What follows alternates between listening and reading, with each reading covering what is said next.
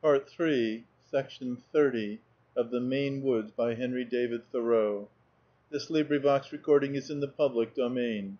Recording by expatriate in Bangor, Maine. Part III, The Allegash and East Branch, Section 30. This side of the river being so encumbered with rocks, we crossed to the eastern or smoother shore, and proceeded to camp there within 2 or 3 rods of the falls. We pitched no tent, but lay on the sand, putting a few handfuls of grass and twigs under us, there being no evergreen at hand. For fuel we had some of the charred stumps. Our various bags of provisions had got quite wet in the rapids, and I arranged them about the fire to dry. The fall close by was the principal one on this stream, and it shook the earth under us. It was a cool, because dewy night, the more so probably owing to the nearness of the falls. The Indian complained a good deal, and thought afterward that he got a cold there, which occasioned a more serious illness. We were not much troubled by mosquitoes, at any rate. I lay awake a good deal from anxiety, but, unaccountably to myself, was at length comparatively at ease respecting him. At first I had apprehended the worst, but now I had little doubt but that I should find him in the morning. From time to time I fancied that I heard his voice calling through the roar of the falls from the opposite side of the river, but it is doubtful if we could have heard him across the stream there. Sometimes I doubted whether the Indian had really seen his tracks, since he manifested an unwillingness to make much of a search, and then my anxiety returned. It was the most wild and desolate region we had camped in, where, if anywhere, one might expect to meet with befitting inhabitants. But I heard only the squeak of a night hawk flitting over. The moon in her first quarter, in the forepart of the night, setting over the bare rocky hills garnished with tall, charred, and hollow stumps or shells of trees, served to reveal the desolation. Thursday, July 30th. I aroused the Indian early this morning to go in search of our companion, expecting to find him within a mile or two farther down the stream. The Indian wanted his breakfast first, but I reminded him that my companion had had neither breakfast nor supper. We were obliged first to carry our canoe and baggage over into another stream, the main East Branch, about 3/4 of a mile distant, for Webster Stream was no farther navigable. We went twice over this carry, and the dewy bushes wet us through like water up to the middle. I hallooed in a high key from time to time, though I had little expectation that I could be heard over the roar of the rapids, and, moreover, we were necessarily on the opposite side of the stream to him. In going over this portage the last time, the Indian, who was before me with a canoe on his head, stumbled and fell heavily once, and lay for a moment silent, as if in pain. I hastily stepped forward to help him, asking if he was much hurt, but after a moment's pause, without replying, he sprang up and went forward. He was all the way subject to taciturn fits, but they were harmless ones. We had launched our canoe and gone but little way down the East Branch, when I heard an answering shout from my companion, and soon after saw him standing on a point where there was a clearing 1/4 of a mile below, and the smoke of his fire was rising near by. Before I saw him, I naturally shouted again and again, but the Indian curtly remarked, "He hears you," as if once was enough. It was just below the mouth of Webster Stream. When we arrived, he was smoking his pipe, and said that he had passed a pretty comfortable night, though it was rather cold on account of the dew. It appeared that when we stood together the previous evening, and I was shouting to the Indian across the river, he, being near sighted, had not seen the Indian nor his canoe, and when I went back to the Indian's assistance, did not see which way I went, and supposed that we were below and not above him, and so, making haste to catch up, he ran away from us. Having reached this clearing, a mile or more below our camp, the night overtook him, and he made a fire in a little hollow, and lay down by it in his blanket, still thinking that we were ahead of him. He thought it likely that he had heard the Indian call once the evening before, but mistook it for an owl. He had seen one botanical rarity before it was dark, pure white Epilobium angustifolium, amidst the fields of pink ones, in the burnt lands. He had already stuck up the remnant of a lumberer's shirt, found on the point, on a pole by the waterside for a signal, and attached a note to it to inform us that he had gone on to the lake, and that if he did not find us there, he would be back in a couple of hours. If he had not found us soon, he had some thoughts of going back in search of the solitary hunter whom we had met at Telos Lake, 10 miles behind, and if successful, hire him to take him to Bangor.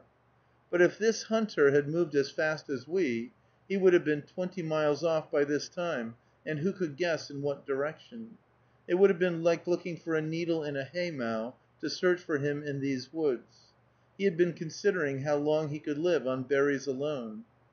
We substituted for his note a card containing our names and destination, and the date of our visit, which Polis neatly enclosed in a piece of birch bark to keep it dry. This has probably been read by some hunter or explorer ere this.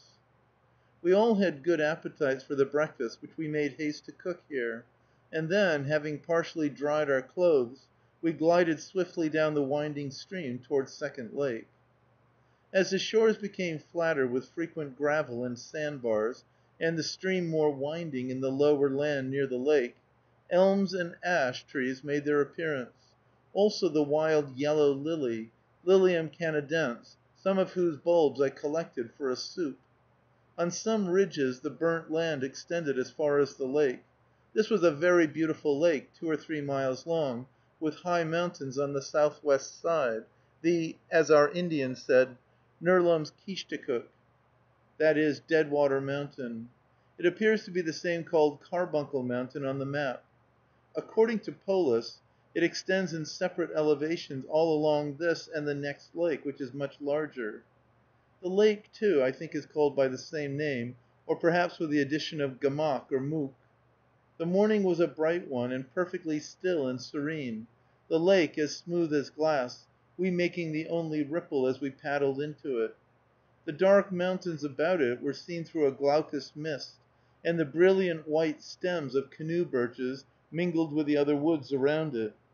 The wood thrush sang on the distant shore, and the laugh of some loons, sporting in a concealed western bay, as if inspired by the morning, came distinct over the lake to us, and, what was more remarkable, the echo which ran round the lake was much louder than the original note, probably because, the loon being in a regularly curving bay under the mountain, we were exactly in the focus of many echoes, the sound being reflected like light from a concave mirror. The beauty of the scene may have been enhanced to our eyes by the fact that we had just come together again after a night of some anxiety. This reminded me of the Ambejijis Lake on the West Branch, which I crossed in my first coming to Maine.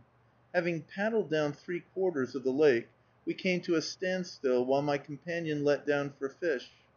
A white or whitish gull sat on a rock which rose above the surface in mid-lake, not far off, quite in harmony with the scene; and as we rested there in the warm sun, we heard one loud crushing or crackling sound from the forest, 40 or 50 rods distant, as of a stick broken by the foot of some large animal. Even this was an interesting incident there. In the midst of our dreams of giant lake trout, even then supposed to be nibbling, our fishermen drew up a diminutive red perch, and we took up our paddles again in haste. It was not apparent where the outlet of this lake was, and while the Indian thought it was in one direction, I thought it was in another. He said, "I bet you 4d. It is there," but he still held on in my direction, which proved to be the right one. As we were approaching the outlet, it being still early in the forenoon, he suddenly exclaimed, "Moose! Moose!" and told us to be still. He put a cap on his gun, and standing up in the stern, rapidly pushed the canoe straight toward the shore and the moose. It was a cow moose, about 30 rods off, standing in the water by the side of the outlet, partly behind some fallen timber and bushes, and at that distance she did not look very large.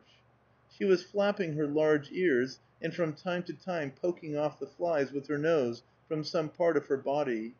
She did not appear much alarmed by our neighborhood, only occasionally turned her head and looked straight at us, and then gave her attention to the flies again. As we approached nearer, she got out of the water, stood higher, and regarded us more suspiciously. Polis pushed the canoe steadily forward in the shallow water, and I for a moment forgot the moose in attending to some pretty rose colored polygonums just rising above the surface; but the canoe soon grounded in the mud 8 or 10 rods distant from the moose, and the Indian seized his gun and prepared to fire. After standing still a moment, she turned slowly, as usual, so as to expose her side, and he improved this moment to fire over our heads. She thereupon moved off 8 or 10 rods at a moderate pace, across a shallow bay, to an old standing place of hers behind some fallen red maples on the opposite shore, and there she stood still again, a dozen or 14 rods from us, while the Indian hastily loaded and fired twice at her without her moving. My companion, who passed him his caps and bullets, said that Polis was as excited as a boy of 15, that his hand trembled, and he once put his ramrod back upside down. This was remarkable for so experienced a hunter. Perhaps he was anxious to make a good shot before us. The white hunter had told me that the Indians were not good shots, because they were excited, though he said that we had got a good hunter with us. The Indian now pushed quickly and quietly back, and a long distance round, in order to get into the outlet, for he had fired over the neck of a peninsula between it and the lake, till we approached the place where the moose had stood, when he exclaimed, "She is a goner," and was surprised that we did not see her as soon as he did. There, to be sure, she lay perfectly dead, with her tongue hanging out, just where she had stood to receive the last shots, looking unexpectedly large and horse-like, and we saw where the bullets had scarred the trees. Using a tape, I found that the moose measured just 6 feet from the shoulder to the tip of the hoof, and was 8 feet long as she lay. Some portions of the body, for a foot in diameter, were almost covered with flies, apparently the common fly of our woods, with a dark spot on the wing, and not the very large ones which occasionally pursued us in mid-stream, though both are called moose flies. Polis, preparing to skin the moose, asked me to help him find a stone on which to sharpen his large knife. It being all a flat alluvial ground where the moose had fallen, covered with red maples, etc., this was no easy matter.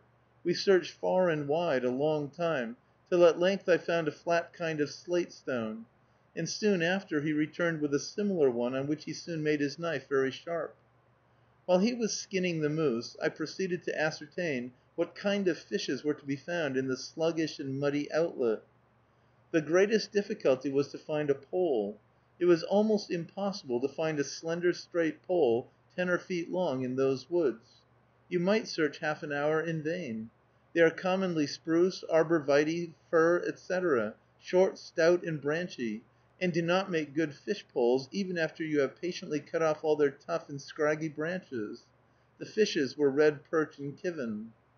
The Indian, having cut off a large piece of sirloin, the upper lip, and the tongue, wrapped them in the hide, and placed them in the bottom of the canoe, observing that there was one man, meaning the weight of one. Our load had previously been reduced some 30 pounds, but 100 pounds were now added, a serious addition, which made our quarters still more narrow, and considerably increased the danger on the lakes and rapids, as well as the labor of the carries. The skin was ours according to custom, since the Indian was in our employ, but we did not think of claiming it. He, being a skillful dresser of moose hides, would make it worth $7 or $8 to him, as I was told. He said that he sometimes earned $50 or $60 in a day at them. He had killed 10 moose in one day, though the skinning and all took 2 days. This was the way he had got his property. There were the tracks of a calf thereabouts, which he said would come by, and he could get it if we cared to wait, but I cast cold water on the project. We continued along the outlet toward Grand Lake, through a swampy region, by a long, winding, and narrow dead water, very much choked up by wood, where we were obliged to land sometimes in order to get the canoe over a log. It was hard to find any channel, and we did not know but we should be lost in the swamp. It abounded in ducks, as usual. At length we reached Grand Lake, which the Indian called Matungamook. At the head of this we saw, coming in from the southwest, with a sweep apparently from a gorge in the mountains, Trout Stream, or Uncardnerheezy, which name, the Indian said, had something to do with mountains. We stopped to dine on an interesting high rocky island, soon after entering Matungamook Lake, securing our canoe to the cliffy shore. It is always pleasant to step from a boat onto a large rock or cliff. Here was a good opportunity to dry our dewy blankets on the open sunny rock. Indians had recently camped here, and accidentally burned over the western end of the island, and Polis picked up a gun case of blue broadcloth, and said that he knew the Indian it belonged to, and would carry it to him. His tribe is not so large but he may know all its effects. We proceeded to make a fire and cook our dinner, amid some pines, where our predecessors had done the same, while the Indian busied himself about his moose hide on the shore, for he said that he thought it a good plan for one to do all the cooking, that is, I suppose, if that one were not himself. A peculiar evergreen overhung our fire, which at first glance looked like a pitch pine (P. rigida), with leaves little more than an inch long, spruce-like, but we found it to be the Pinus banksiana, Banks or the Labrador pine, also called scrub pine, gray pine, etc., a new tree to us. These must have been good specimens, for several were 30 or 35 feet high. Richardson found it 40 feet high and upward, and states that the porcupine feeds on its bark. Here also grew the red pine. I saw where the Indians had made canoes in a little secluded hollow in the woods, on the top of the rock, where they were out of the wind, and large piles of whittlings remained. This must have been a favorite resort for their ancestors, and indeed we found here the point of an arrowhead, such as they have not used for 2 centuries, and now know not how to make. The Indian, picking up a stone, remarked to me, "That very strange lock," or rock. It was a piece of hornstone, which I told him his tribe had probably brought here centuries before to make arrowheads of.